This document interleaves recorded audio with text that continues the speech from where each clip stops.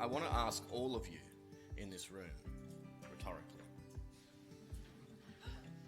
what's your ancestral mandate? How are elders and emerging leaders involved in your decision making?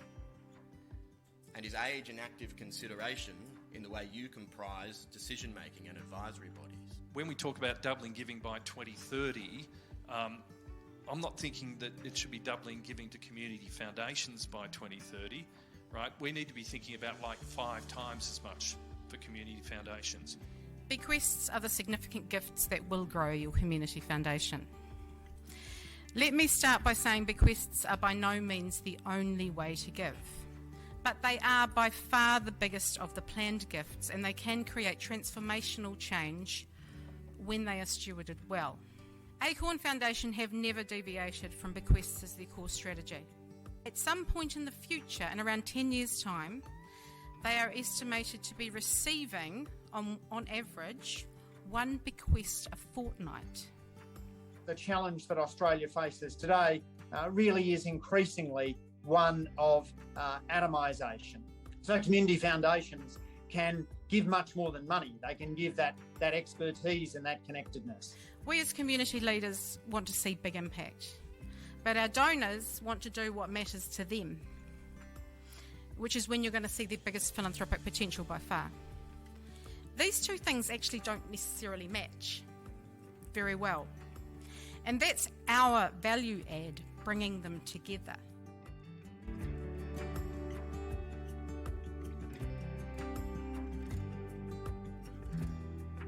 So I want to prompt you to think about taking a multi-generational view in all the things that you do.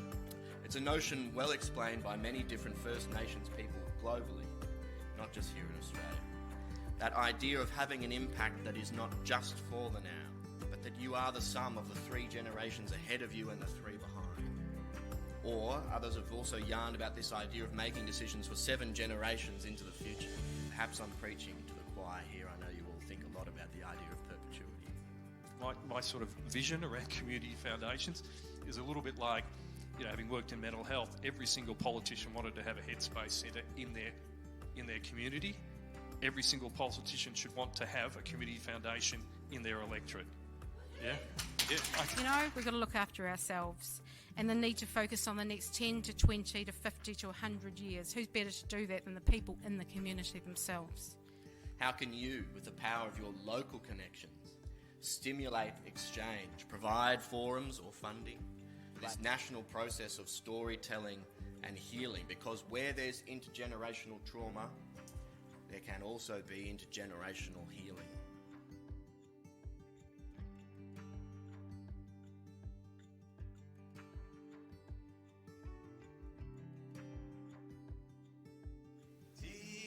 Aroha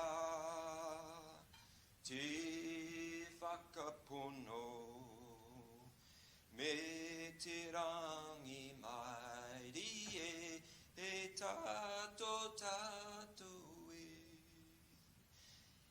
It's a waiata that speaks that we bring love, which is the heart of philanthropy.